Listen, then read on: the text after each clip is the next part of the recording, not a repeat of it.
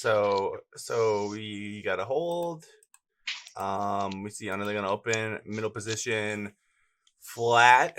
And what do we prefer here, guys? Was this a 3x from under the gun and then a call from UTG2? Is that what that was? Yep. And Okay. we're playing seven-handed, it looks like. You're going to have to wait. I can't open I would it. almost always just call. Yeah. Just eat this for now. I'm not too Give thrilled this to with Sissy. the ace-3 of hearts.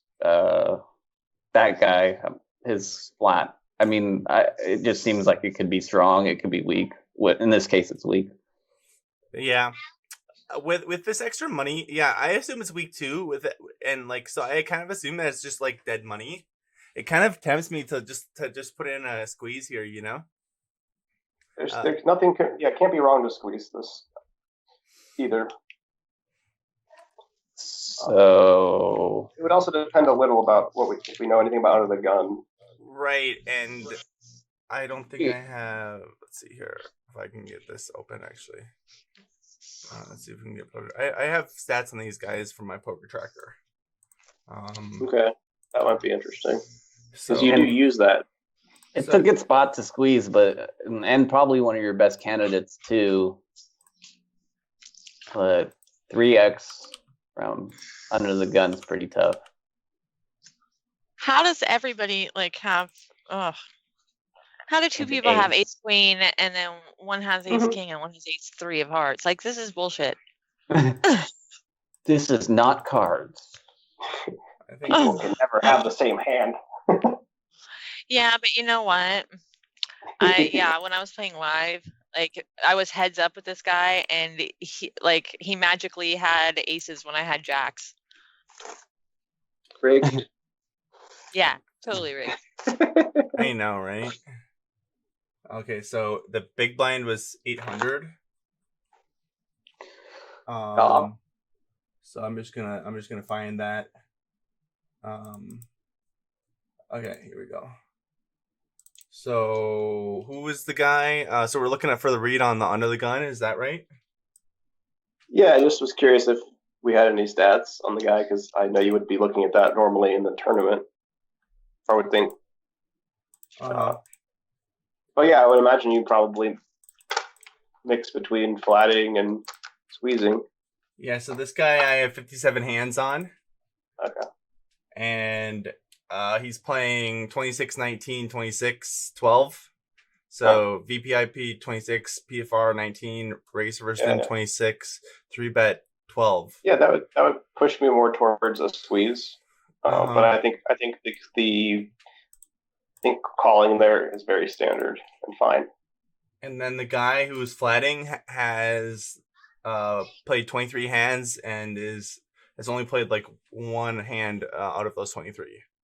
I would discount this second guy as weaker. I think yes, there are people that are capable of calling here with strong hands like kings or aces or whatever, but I think in general people are calling with this kind of bullshit. They have an awkward stack and they have a hand they want to play. Yep.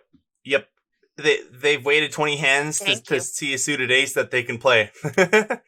Yeah, exactly.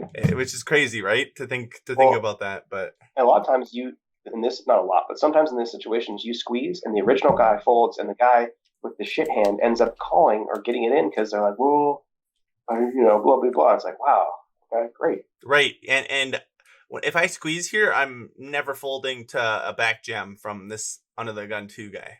Oh, right. Yeah, you'll be priced in. But they don't. I mean, we're going to be priced in, but we also don't think they're going to be just flatting ace king here or aces or kings or queens.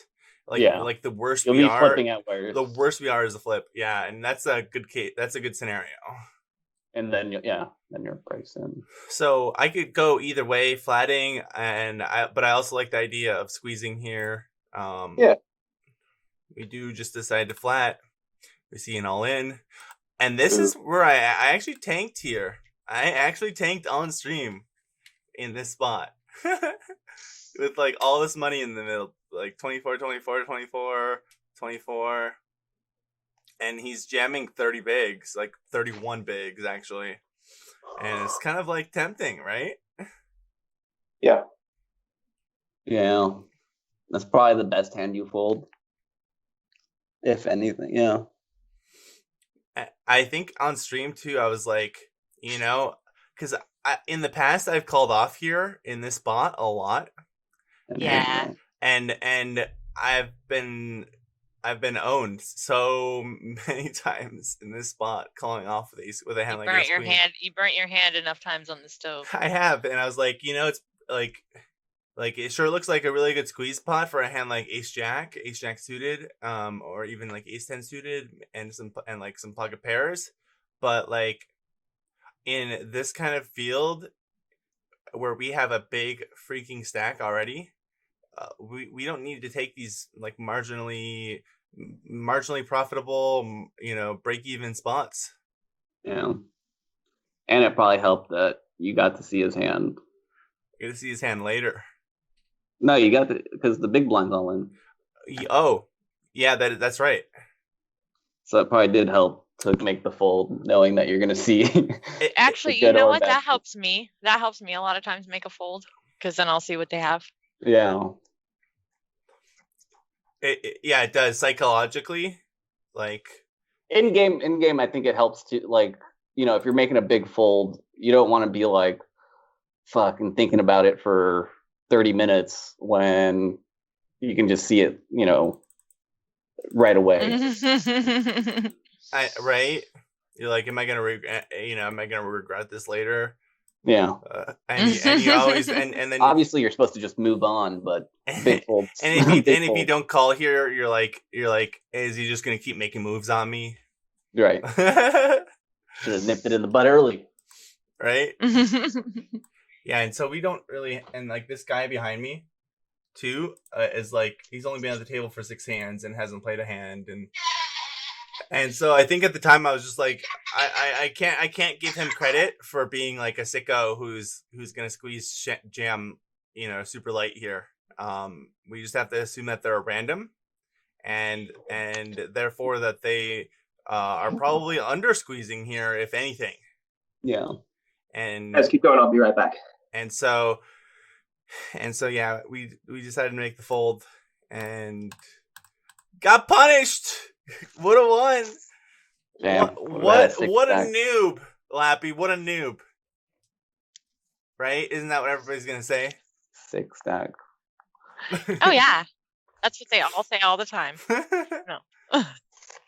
They're like, you would have won, Lappy. You're not good at poker. Stop streaming.